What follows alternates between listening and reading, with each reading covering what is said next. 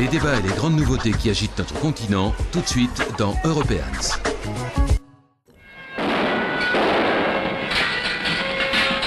Paris, mai 1968, au plus fort de la révolte étudiante. Quelques jours de printemps qui allaient ébranler la France du général de Gaulle. 40 ans plus tard, le quartier latin, principal théâtre de la contestation, est devenu l'un des plus cossus et des plus touristiques de la capitale française.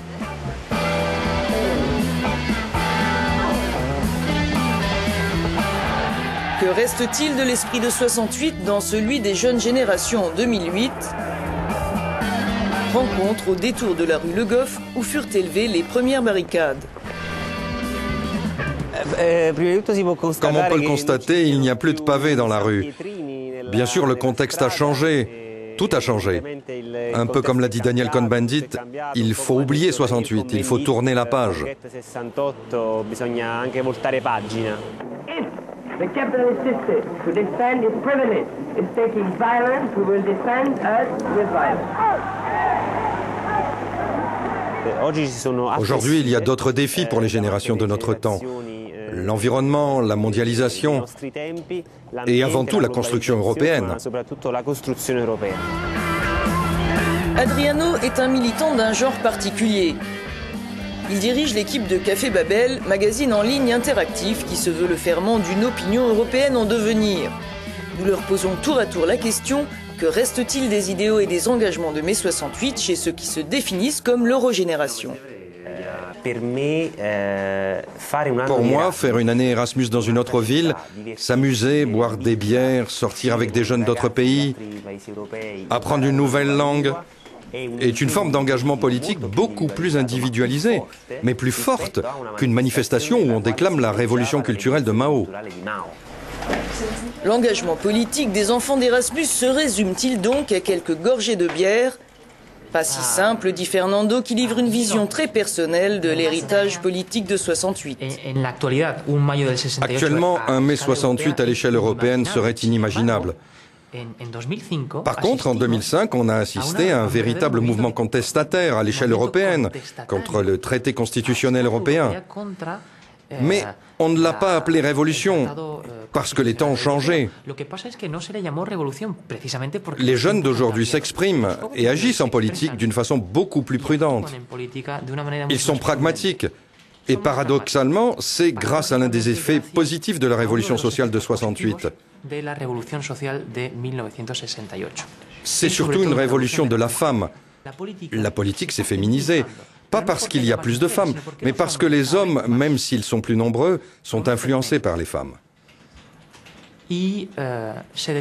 Alors ils promettent moins et s'emploient à changer la réalité politique, je ne dirais pas en secret, mais avec beaucoup plus de discrétion.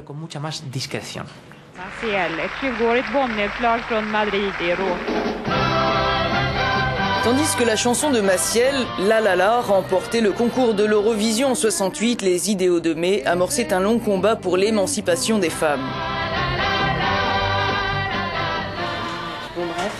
Prune Antoine assaisonne à sa manière la révolution des mœurs de l'après 68. Gadget ou dernière tendance sur ce blog, tout ce que vous voulez savoir sur la sexualité des Européens.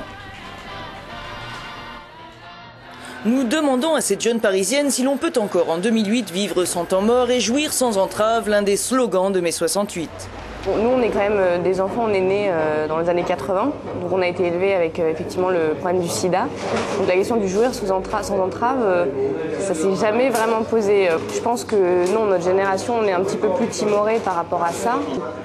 Après, c'est évident que mai 68 a énormément fait, notamment pour les femmes, dans l'émancipation des femmes. Enfin, c'est surtout la pilule, le droit à l'avortement, toutes ces choses qui ont vraiment fait complètement progresser la cause des femmes. Mais il y a un effet un petit peu rigolo aujourd'hui, c'est-à-dire que les hommes, il n'y en a plus.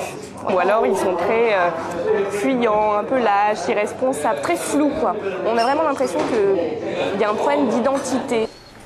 Terreau de la révolution des mœurs, mai 68 fut aussi pour beaucoup celui d'une révolution culturelle, débattue avec passion à l'époque au théâtre de l'Odéon. Pour Katharina, l'héritage est certain. Évidemment, je dois dire que les 68 arts ont donné un coup de fouet et ont eu une grande influence sur la créativité d'aujourd'hui, dans la démocratisation de la création. Et aujourd'hui, tous ceux qui le veulent peuvent devenir créatifs, exposer leur travail sur Internet.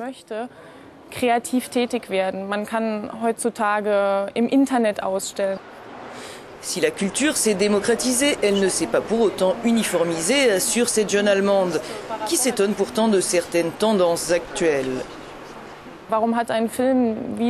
Pourquoi est-ce qu'un film comme Bienvenue chez les Ch'tis, le ch'ti est une forme de dialecte du nord de la France, a un grand succès en Europe aujourd'hui?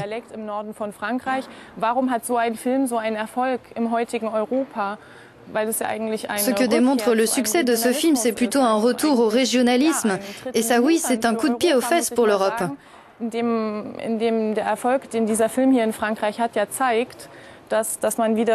un retour aux valeurs traditionnelles, un retour vers un sentiment national et même un sentiment régional.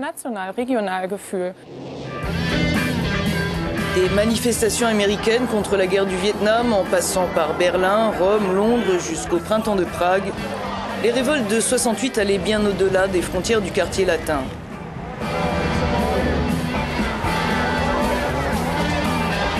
Mais leur contexte était bien différent. Les combats d'aujourd'hui sont transnationaux, dit Adriano. Aujourd'hui, les défis sont globaux. Et pour soutenir une cause, c'est beaucoup plus facile de le faire en ligne, via Internet. Prenons par exemple le Tibet. Toutes les initiatives, les blogs contre la répression chinoise sont en ligne. On n'a plus besoin d'aller manifester dans la rue. En tout cas, pas seulement. Les manifs sont toujours utiles, mais les formes d'engagement ont changé.